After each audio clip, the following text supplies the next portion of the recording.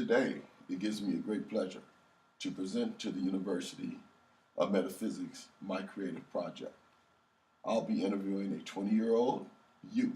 And I say 20-year-old youth, I wanted to talk to a 20-year-old and get their views on spirituality. I have with me today Gibson Najee. Gibson, thank you for joining me. My pleasure. Okay, that I know we spoke earlier, and I mentioned to you there were three, and I want to say belief or four belief systems that we'll be covering.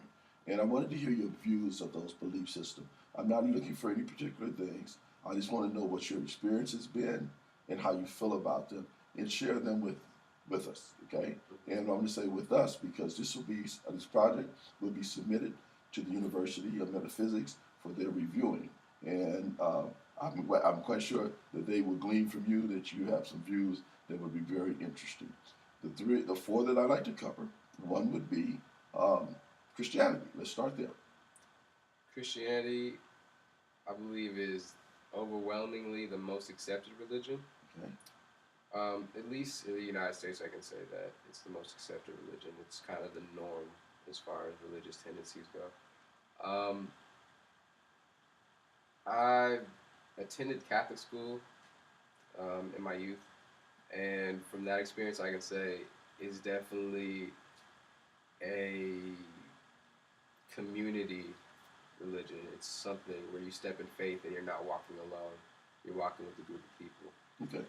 Definitely. All right. And I understand that that you're attending a college at this time, and that university is a Methodist university. Yes. As do you see the influence of the spiritual beliefs influence the overall growth of the students there? Yes, a lot of people are definitely dedicated to their faith and religion. There's people who study philosophy in hopes of becoming a pastor or reverend or whatever denomination or name comes with their specific church. I think because I live in the Bible Belt that it's a stronger presence of religious aspects, especially Christianity. There's not as much religious, I'm not going to say religious freedom, you're free to practice whatever religion, but not as much frequency. A lot of people go to church. The second one that I'd like to talk about is Hinduism.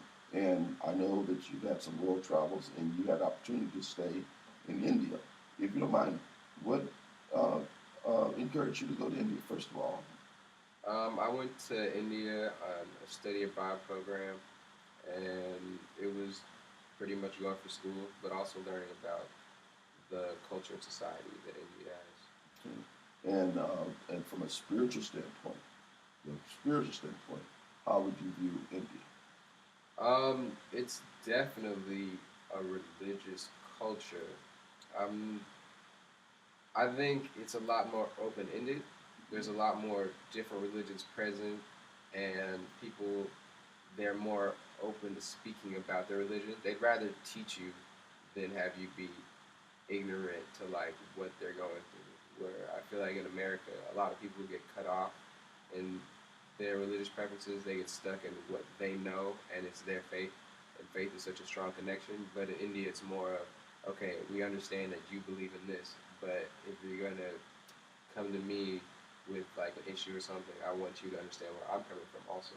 Not to say that yours is wrong or mine is wrong, but to say we just have two different perspectives. All right. I know when we were talking earlier, you mentioned that they have multiple gods that they kind of worship to. Can you kind of reflect on that again?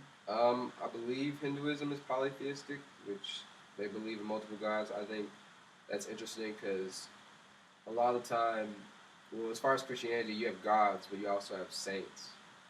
And in Hinduism, there's multiple gods. There may be a god for nature or a god for love.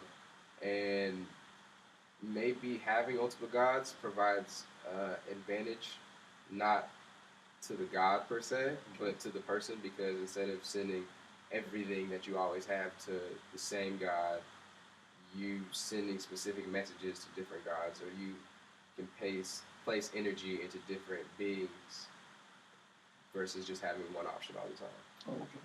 Oh, okay. The next one I'd like to talk about is Islam. I believe the Muslim faith is the world's largest following, which is a testament in itself. Okay. A lot of people, they've accepted it as their faith. And I think the discipline that comes with being Islamic is very powerful. I've met a lot of people that study Islam or under Islam, and their dedication is in some ways more powerful than their faith. It's not just that you have faith in this, but you're dedicated to Okay. this faith. All It's right. not just like I accept this as what I will. I accept this as what I'm willing to practice, Right. but it's also this is my daily life. I wake up for this. That's very interesting. The last one is Buddhism. Um, as a youth, I was raised in a Buddhist household, so I believe my view of Buddhism is that overwhelmingly it's about peace.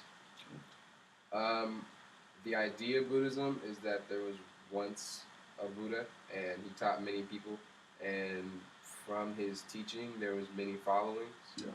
And I think I can't say for all religions. There's different denominations for any religion, but I think the story of Buddhism, that it starts from the one teaching and spreads into multiple ones, is something that can go across any religion.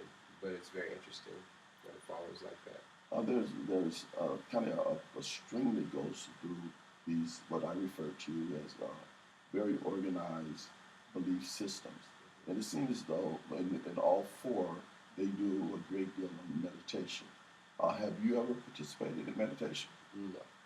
Would you be interested in meditation Mm, as a practice? yes, I'll try meditation. Would you? Okay. It would be something I would recommend. I think that it's very helpful. I think the four religions that we mentioned, and there's others too, and I think people do practice daily meditation. I think it's very helpful. It may be something that you want to consider. Okay? Now let's also talk about religious leaders, if you don't mind. Martin Luther King. Can you give us your view of Martin Luther King? I feel like Martin Luther King used the church as a backbone for his movement, for his stand for equality.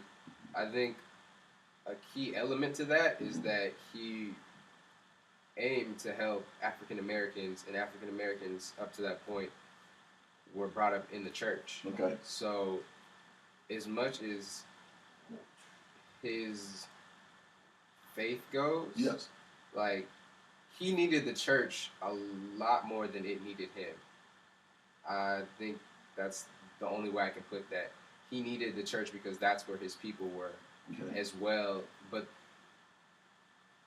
yeah, he needed the church because that's where his people were. Those are who he was trying to access. That's what his demographic was in the church. All right.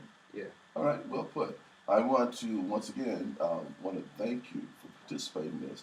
I think that we should spend more time working with our youth, and as individuals, I think that youth should be introduced to daily practice of meditation. I think that it's very helpful. I think it's a good discipline, and it allows them to stay focused.